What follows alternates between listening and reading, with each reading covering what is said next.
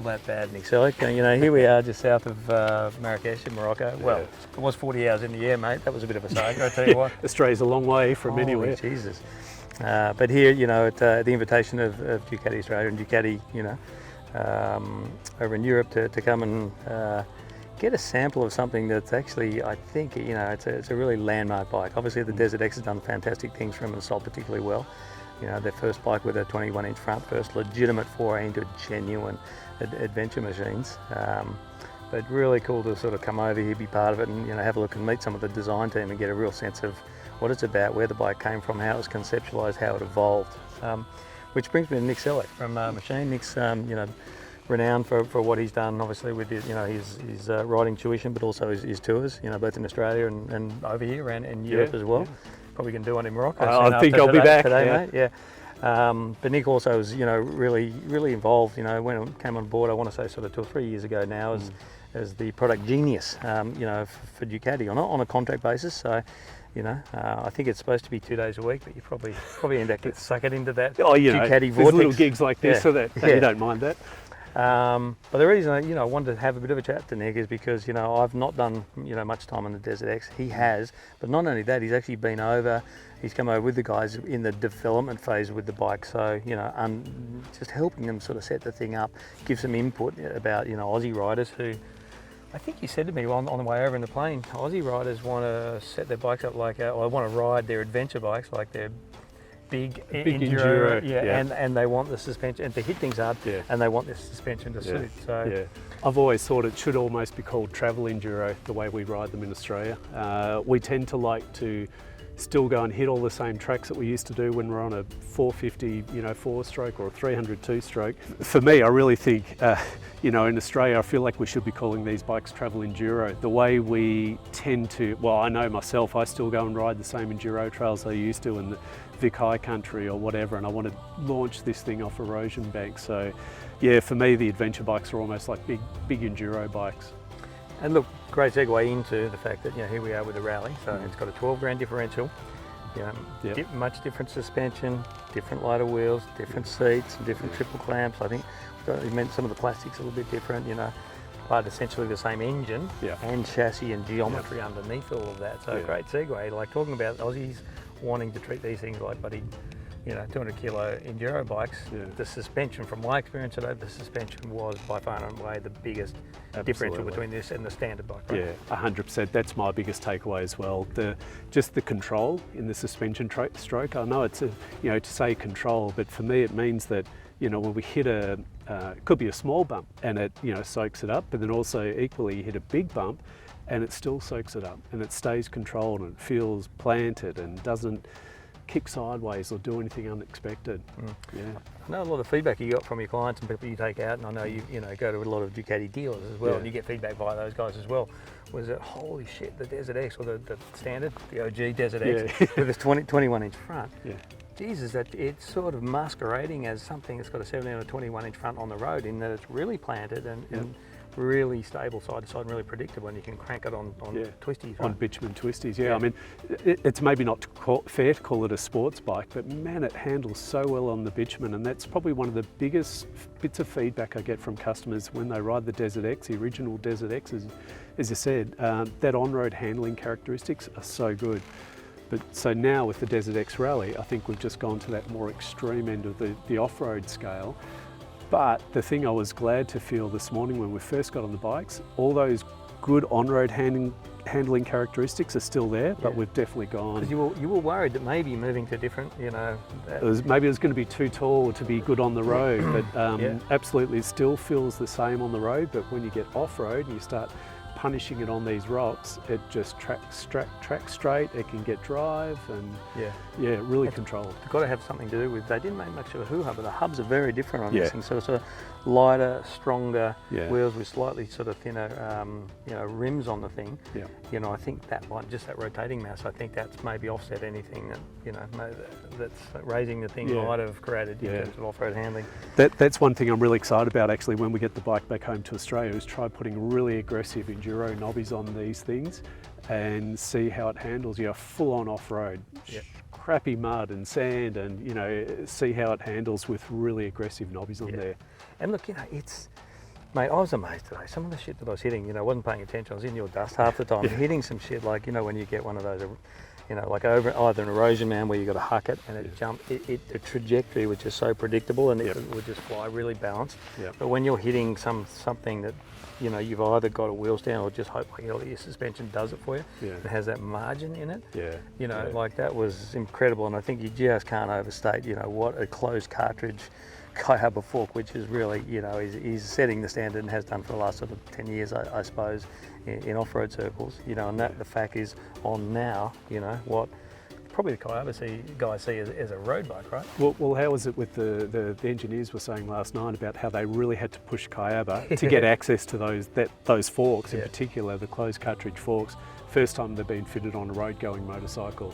You know, they're normally full-on motocross competition spec level forks. And so they really had to push Kayaba to even get them fitted to this bike.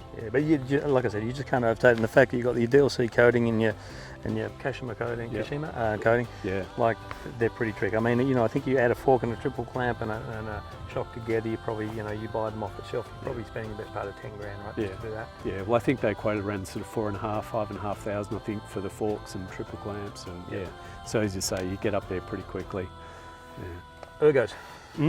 So same tank, same 21 litre up front. Haven't got the auxiliary 9 litre on the back. No. But we've moved from a 2-piece seat, you know, with the standard Desertx to this rally seat. The one piece. On paper, 15 mil high? 15 mil higher, And this is a seat I normally run on my bike, and I'm not all that tall, but I easily manage this. And now even with that increased suspension travel, I still manage the seat height really easily. And I think it's just because of the more rounded profile, right? Yeah. Okay, so probably not, I know when you have a more rounded profile, not comfortable for the long hauls on the, you know, if you're doing a couple 500k clicks or a tank's worth on. But then I think as you move back here where your bum's actually sitting, it does flatten out that little bit more. So it's a good best of both worlds. I've got to say, one of the narrowest, just sort of struck me today, one of the narrowest between your legs when you're standing up in terms of just sort of feel on the bike. So, you know, the tank doesn't flare out, you can get a fair way forward. So it's not, you know, that was really riding the thing and riding it like an enduro bike through single trail, you know, trying to stay on a one wheel track in some of this stuff out here, which is pretty snotty. It was interesting. That's right, And I think the way they've spec'd the bike with, you know, a few of the upgrades like the brake lever, the gear lever, the carbon sump guard, you know, the nav tower and things, they're the parts that I already have on my Desertx at home that I've, you know, they're the accessories that I chose to add on my Desertx to suit the riding I do.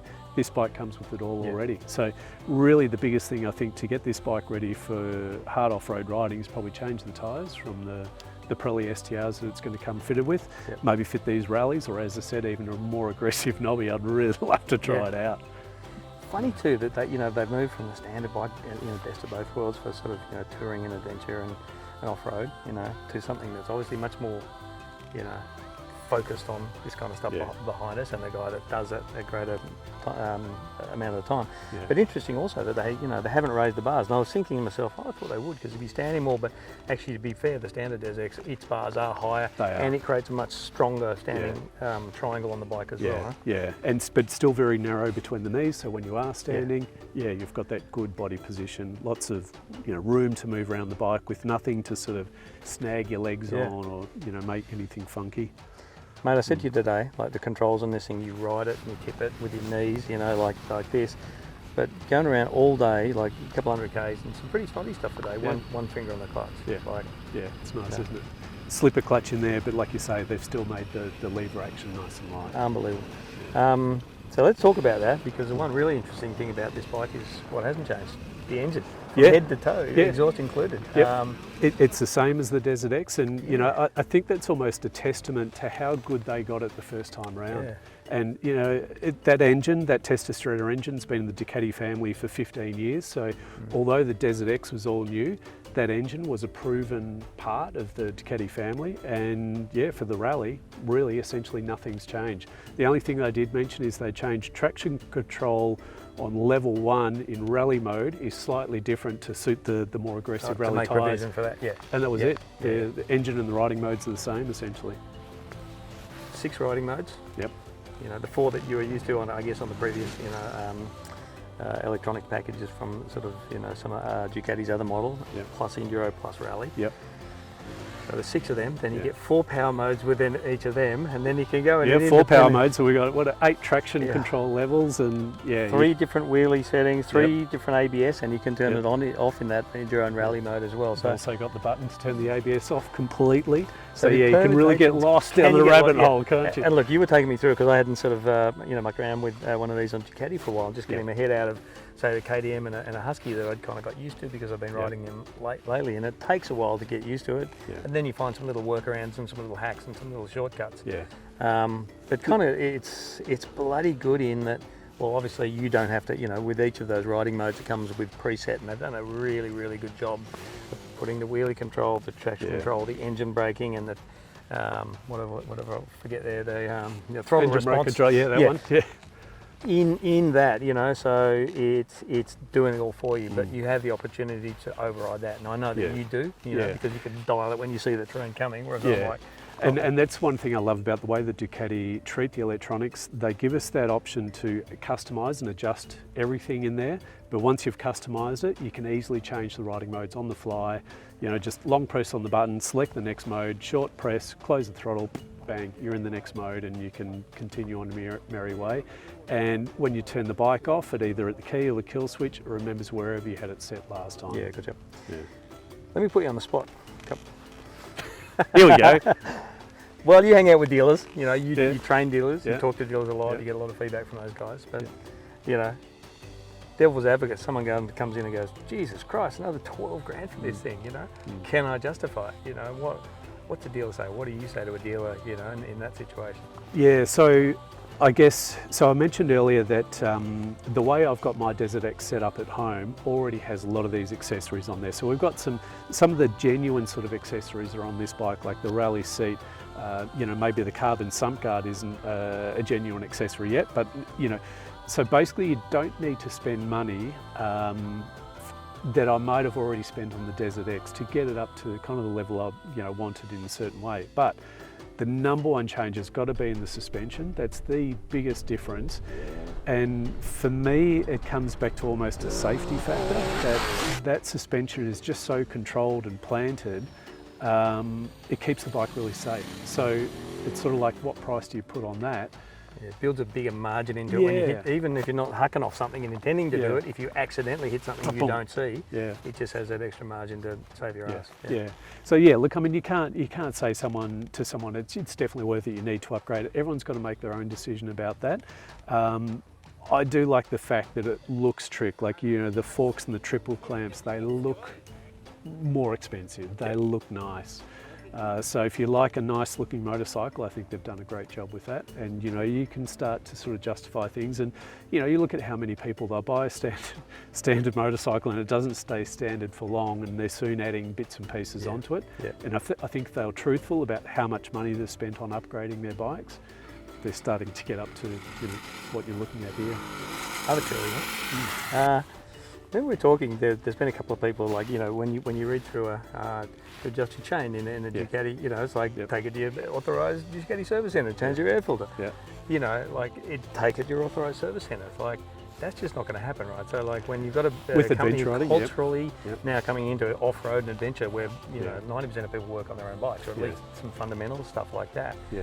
What's your take on sort of how that's going to, that's going to land? Are they going to really have to alter the way they approach that? And it's a tricky one. I understand it from the factory's point of view that the bikes are getting so sophisticated now with the electronics, the traction control things, and a simple thing like, say when you fit a new set of tyres to these bikes, there's actually a tyre calibration mode in the dash on these. So ideally, after you've replaced a worn out set of knobby tyres and you put a new set on, you're supposed to do a tyre calibration mode because the bikes are getting more sophisticated. If you're an experienced off-road adventure rider, you've got some mechanical experience on board and you can do a lot of the work on the bike. But yeah, look, Ducati, I guess they are erring on the side of caution of holding back some of the information, about say the torque spec for the rear axle nut or something. It's not available in the owner's manual. But look, if you're a proper off-road adventure rider, I think sort of how to look after your own bike to a certain degree. But Ducati do want you to get the bike into the dealership every now and again to make sure everything's right on it. Look, that's a tricky one, as you say. I think culturally for Ducati, coming into the off-road market, some things are different to road racing or super sport bikes. So yeah, maybe that's some cultural changes that will have to take place in Ducati potentially. Well, they're on sale May this year, 2024. Not long to wait. Word on the street is, obviously that amazing, went and watched the movie, and I went and saw it at the cinema, The Unthinkable, right? where you went to Finke and back, or to Apatola, the Aboriginal community where the Desertx goes to, and back on one tank of fuel, which is super cool, man. I'm sort of the same thinking, do I go back and do it again and do it on this thing? Is this thing generating any thought processes on little adventure milestones you might be able to achieve? Yeah, absolutely. Look, I'm one, I always love doing new things, and while it would be really attractive to go back to Finke and do it again on this, knowing what the suspension's like, but Finke's a dangerous place. It can really suck you in, and my fear with this bike is I'll just be going at warp speed and look out. So no, look, I'm actually, we're trying to concoct another little media project this year to launch this one. I've got a couple of ideas buzzing around my head, maybe a coast to coast sort of thing, or who knows. But yeah, look, we've done our riding in the desert. Maybe it's time to take it in the Vic High Country, because for me, that's probably some of the most gnarly terrain in Australia for an adventure bike. We've got some proper steep hills there. And, yeah, I think it'll really shine in that sort of country. And look, you're a really exciting time for Ducati, but particularly for yourself coming into the business, with a much more off-road bent, right? In your heritage, riding heritage. That's where my home is. Yeah, and is it kind of cool to be able to give those guys a little bit of an insight into? Yeah, and I think in particular, the Australian riding environment is very different to Europe. Obviously, Morocco is probably more like Australia, and it's not that far in reality from Europe, but there's a lot of bikes sold in Europe, in Italy, France, wherever, but their adventure riding conditions are very different to Australia. Australia is probably more similar to maybe North America and South Africa. Certainly dust is a big factor for us, and a lot of sort of dry, rocky conditions. So I think we can do a little bit of proving, a little bit of testing back home in Australia, and I think the Desertx, the OG, has really proven itself in the last 12 or 18 months that we've had it available there. It's been proven to be reliable, so I think this is a good upgrade. I think it's ready to take on the full-on off-road back home in Australia. Mate, exciting time. We're just about to lose the light out here. Yeah. And what they probably can't see behind the camera is we've got some glamping set up and a little fire and some mint tea going on here in Morocco, which is going to be awesome. But really good opportunity. So cool to have all the Ducati crew on hand. Yeah. Being able to speak to the project manager, being able to speak to the product manager. We've got Antoine Mio here to develop the thing. So looking forward to talking to those guys more tonight to find more about this machine and more about some of those little intricacies and details about why they fitted what and why they didn't fit certain things to the bike and why it is what it is. So. And then we've got a whole day's riding ahead of us tomorrow, mate. Yep, we can distill down more thoughts and chat about it on the plane ride home. We've got plenty of time to do that. I know.